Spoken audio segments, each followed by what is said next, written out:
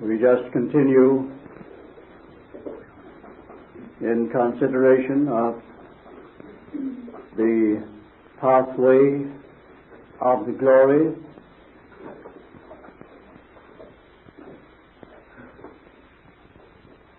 We have traced the glory through the book of the Acts up to a certain point.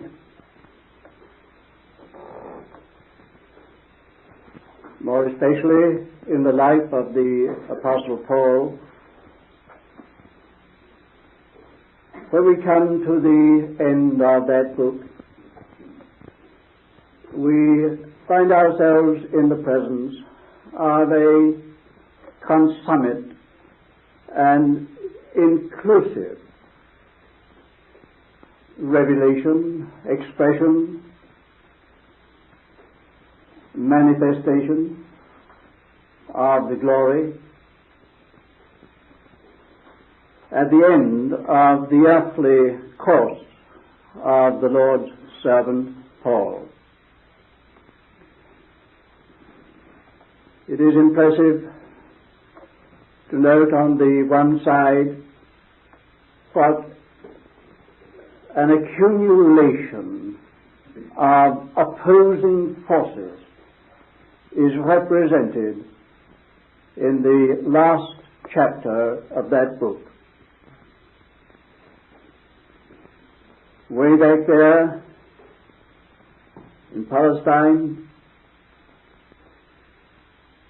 the imprisonment in Caesarea for 2 years,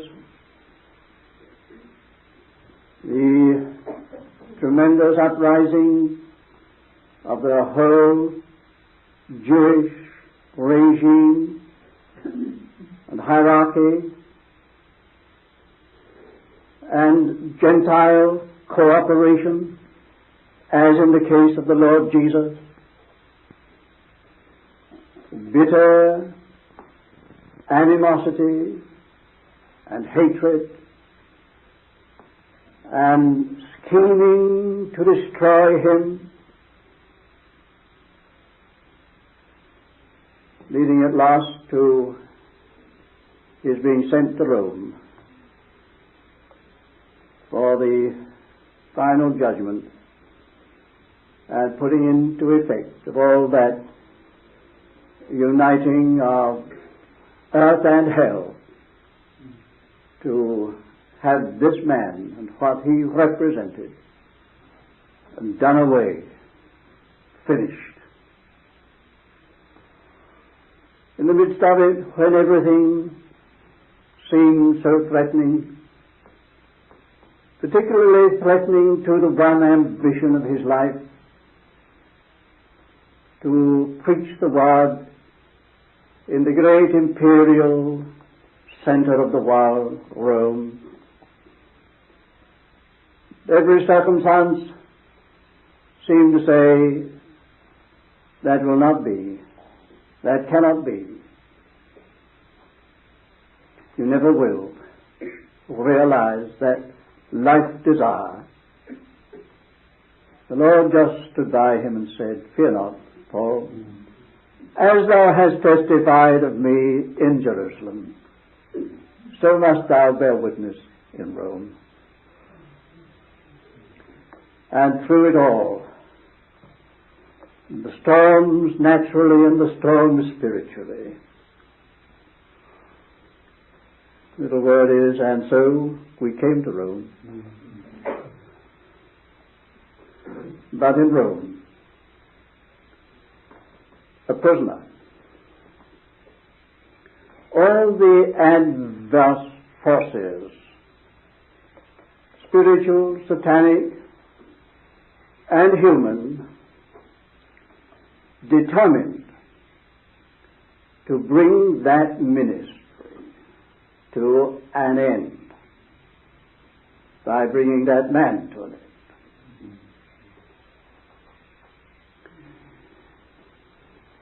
Over a wide area, things moved toward that. in churches in Asia which owed their existence instrumentally to this man, and owed all that they had spiritually to him under the Lord, they turned against him. All they which be in Asia be turned from me. False brethren betrayed him. What an accumulation of things gathered and focused upon that prison in Rome, all saying with their own meaning, limitation, curtailment, shortening of tenure of influence in life.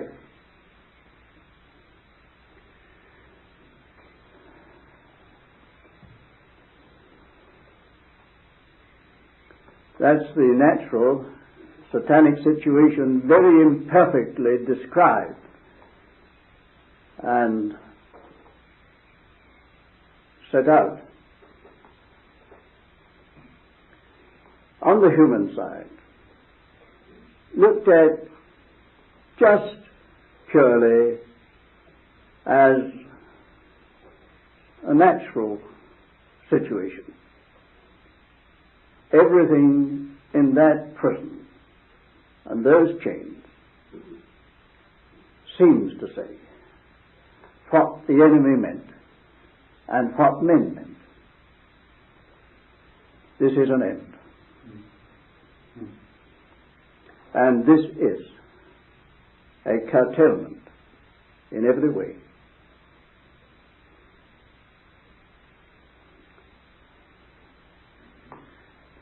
And yet, looked at from heaven's standpoint and from history's standpoint,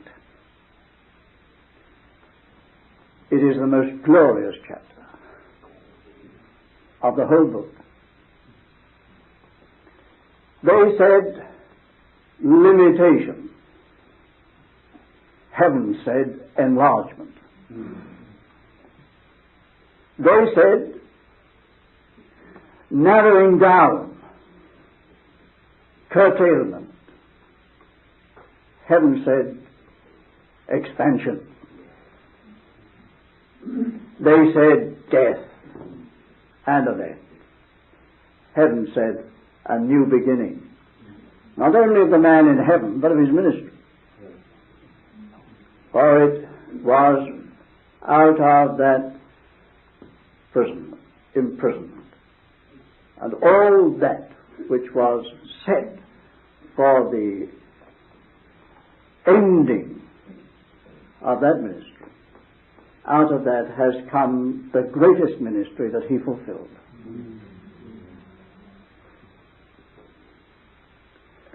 These letters from that prison embrace a fullness of divine revelation that can be found nowhere else. An enrichment for the church beyond our telling. An expansion of ministry far, far beyond the whole range of his missionary journeys, personally. Today, in every country of this world, Paul is known. Perhaps not in every spot in every country, but in every country.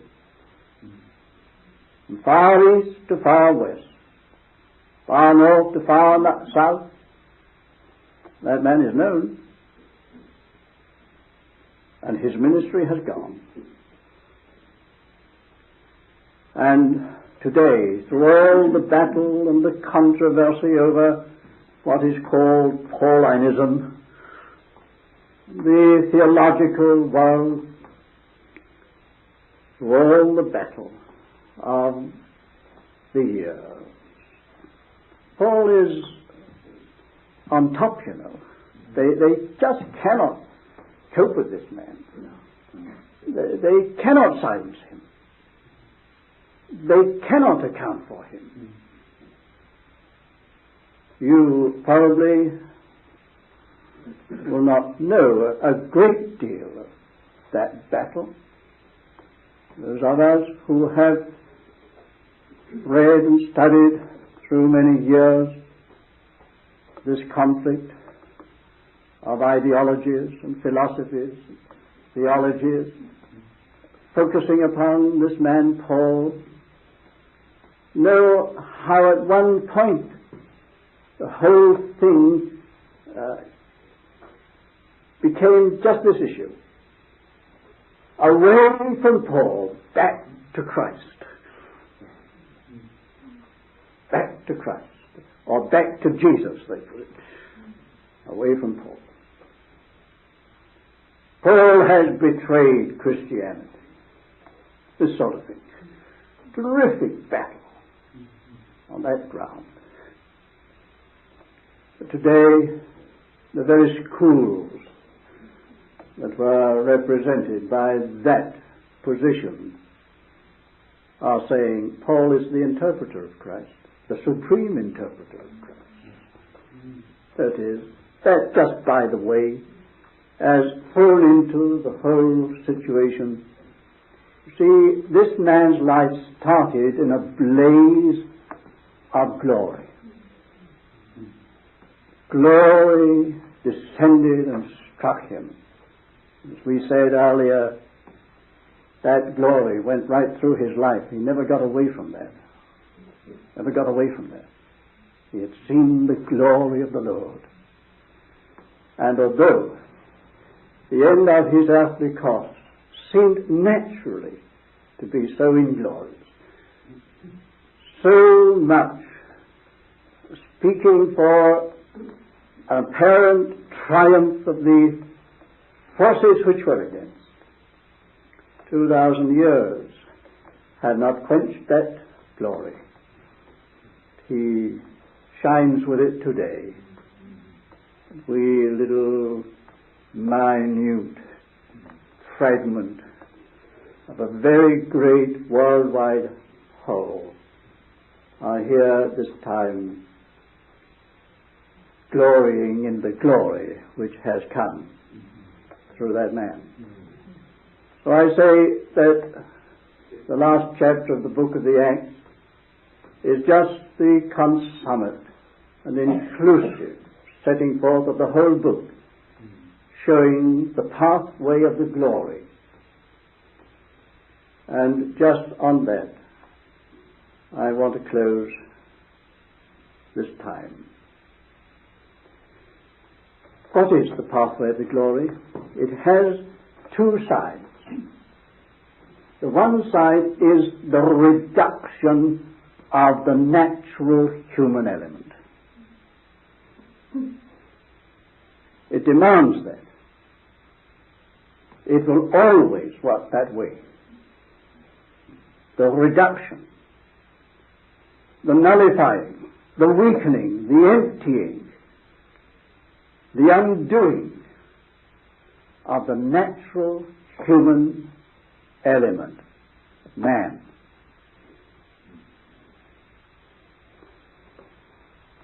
Running alongside of that, the positive increase of Christ. The pathway of the glory is, on the one side, an increasing, ever increasing, setting aside of the natural man, even as a Christian, and in the work of the Lord, bringing more and more to the consciousness that it must be the Lord or there will be nothing at all. Human factor is increasingly of no account. That's the pathway to glory. A very happy thing, perhaps, to contemplate if you look at it on that side alone, but it is true. Here is this man, naturally and humanly in weakness, naturally and humanly in limitation, as a man in bonds.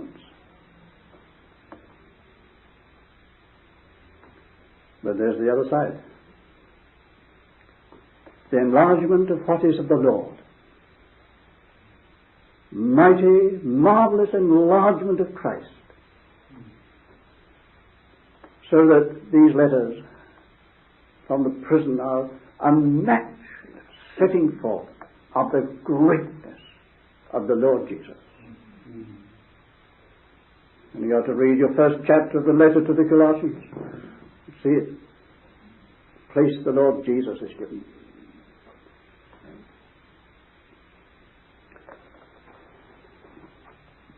Now you can see this, and it's as well that we do take at least a glance at it, by the opposite.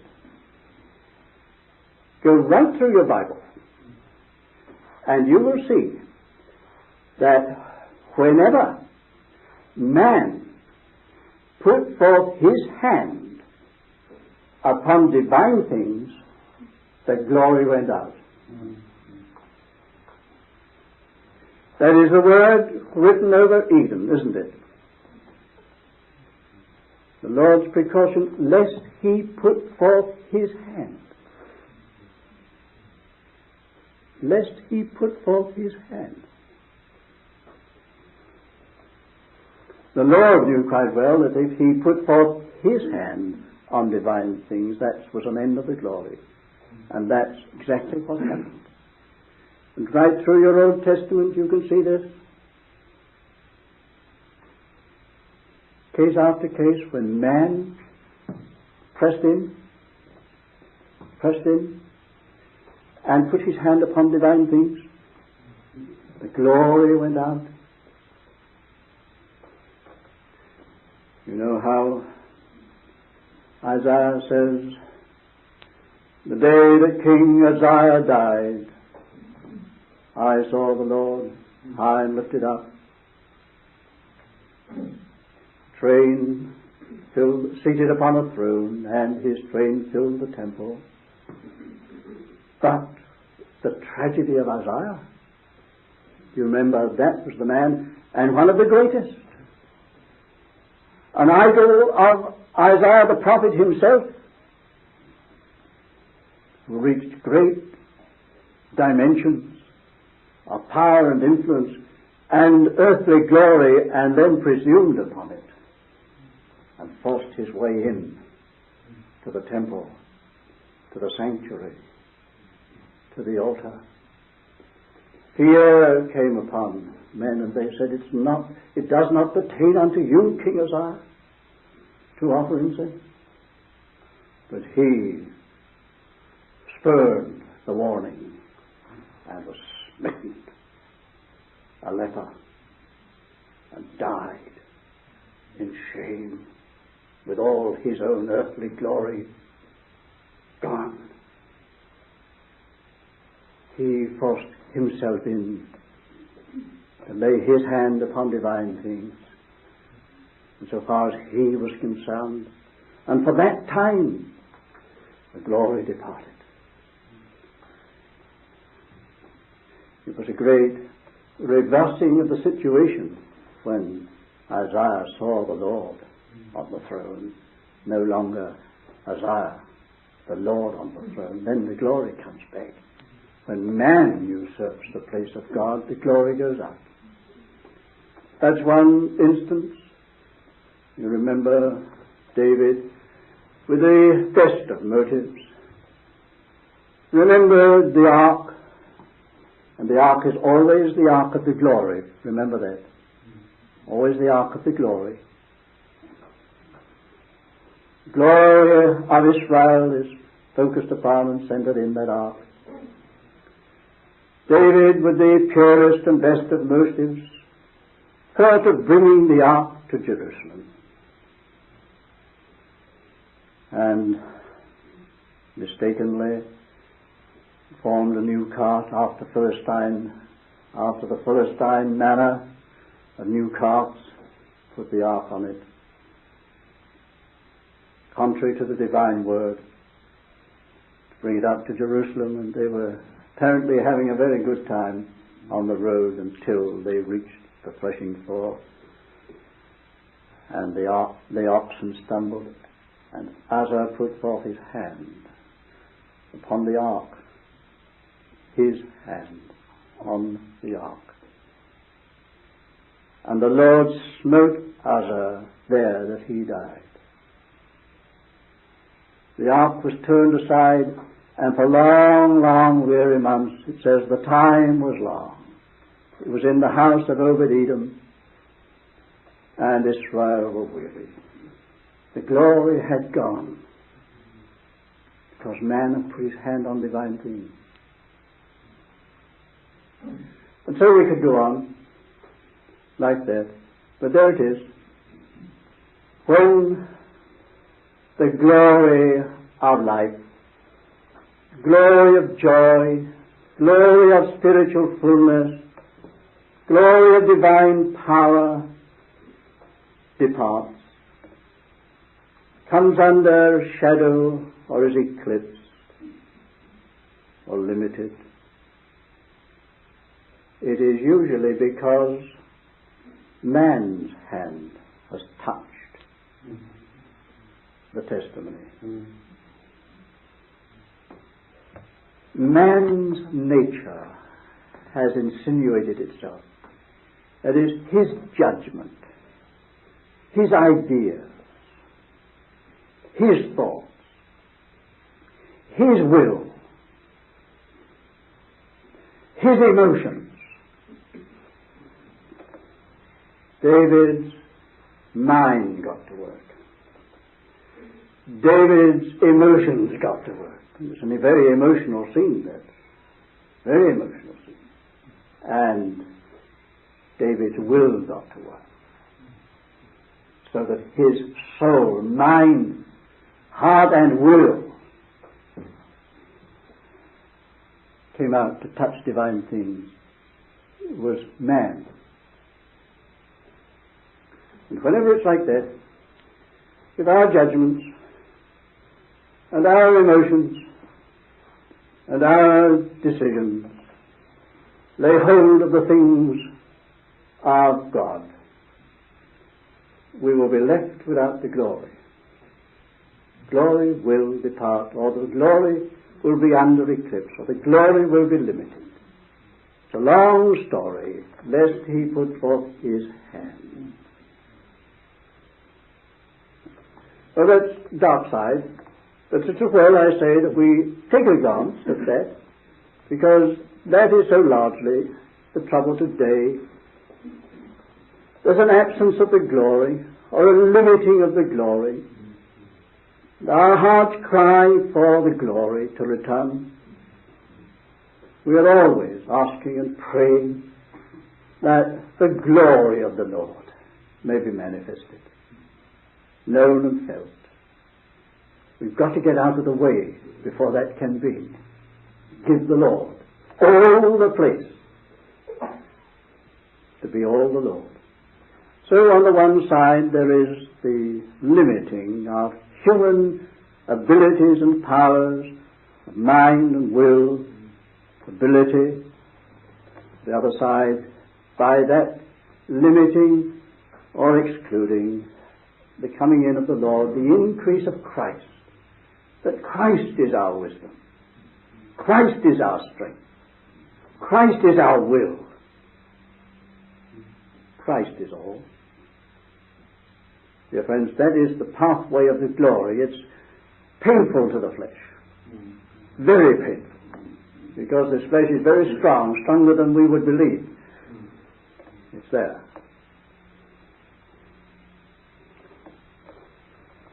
But we must finish. And finish on perhaps a happier note. A much happier note. While we must understand what the glory demands, and see the way of the glory,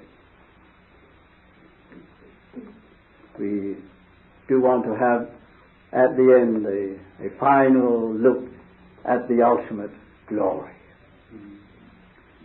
So that we remember Peter's word, and the chief shepherd shall appear. You shall receive a crown of glory. A crown of glory. That's the end. It's a symbolic word, of course, crown of glory. I'm not very ambitious to have a literal crown put on my head, and for the life of me I don't see if I'm going to ever have 3 crowns on my head, literally. And there are 3 crowns mentioned in the word. It means being crowned, having your life and your work crowned, capped, if you like, with glory. That's the last picture. The crown of glory. What is it? Well, I've mentioned there are 3 crowns, and you know them well, probably. There is the crown of righteousness. We're to receive on certain ground the crown of righteousness, which the Lord, the righteous judge, will give, Paul says. There is laid up for me a crown of righteousness, which the Lord, the righteous judge, shall give to me, not to me only. What was he meaning? No, at the last part of his life, one of his prison letters was that beautiful letter to his beloved and longed for children in Philippi. And he said, leaving the things which are behind, I press toward the mark, the prize of the on-high calling of God. Brethren, I count not myself to have attained, neither am I already perfect, but this one thing I do. If by any means I may be found in him, not having a righteousness of mine own, but the righteousness which is of God through faith. The last longing cry of the apostle was that the righteousness of God through Christ should adorn him. He should attain unto it. That is, that he should stand before the throne of the eternal burnings without any qualms, any fears, any flinchings. Stand justified. Stand in a righteousness not his own. Perfect. Perfect in righteousness. And that is what he meant by the crown of righteousness. To stand at last before the eternal throne of infinite holiness, clothed with divine righteousness, with all his own unrighteousness and imperfection gone forever, robed in righteousness, that he called the crowning thing for his life, the fullest realization of his ambition. I may stand perfect, lacking nothing. I'm not already perfect. I've not already attained. But if only I can attain to being found in him, not having a righteousness of my own, but his righteousness. Glorious end. That's a crown to covet. That's a crown to suffer for, to live for, to be abandoned for. Crown indeed of glory that, for Dear friends, you and I are in agreement on this, that if there's one thing we long for, it is the full and final escape from our own sinfulness. This accursed fallen nature, all that it carries with it. The crown of righteousness, and then the crown of life. Be thou faithful unto death, said the Lord, and I will give thee a crown of life. Crown of life. What is that? Faithful unto death. To be answered with a crown of life. All right, it's perfectly clear, isn't it? The crown of life means that death has no power, is robbed of its power.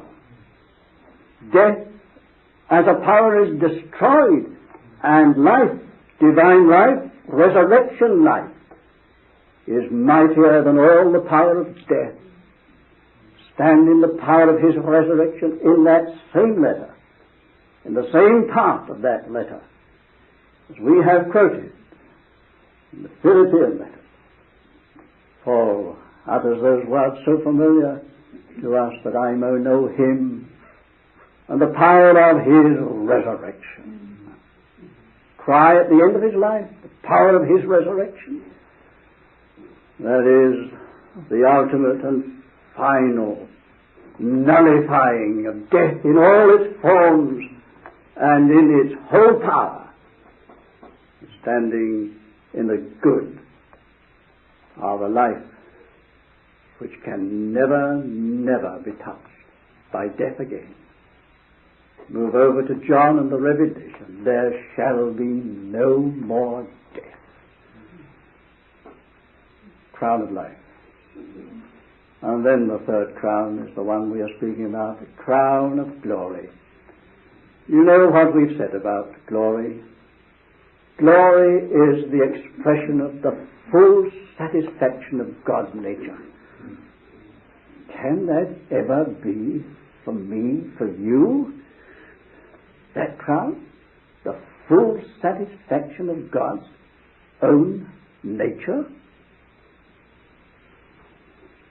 That is what he has called us to, redeemed us for, is working in us unto, and will work to the end for this crown of glory. And although perhaps at the end of our longest life we shall not have reached the place where we do at that point utterly, fully and finally satisfy the nature of God, for in our last moments, at our last breath, there will still be a lot of imperfection about us. But remember, when he takes the responsibility of ending the process, he makes up all that would have been if he hadn't done so.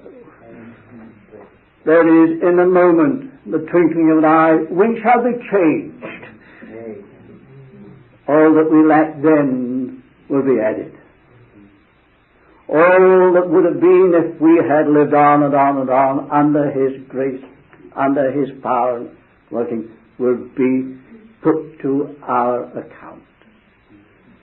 I shall be satisfied when I awake in thy likeness. I go to sleep not altogether in thy likeness, but I awake in thy likeness. It's just that, the mighty thing that God is going to add to those who are faithful. Faithful to the end. Not perfect, but in the way of being changed into the same glory.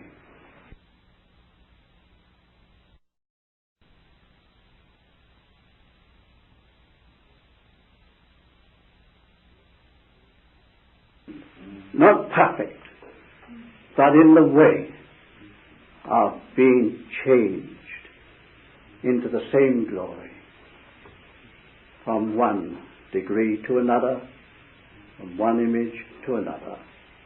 The crown of glory. is God's final approval.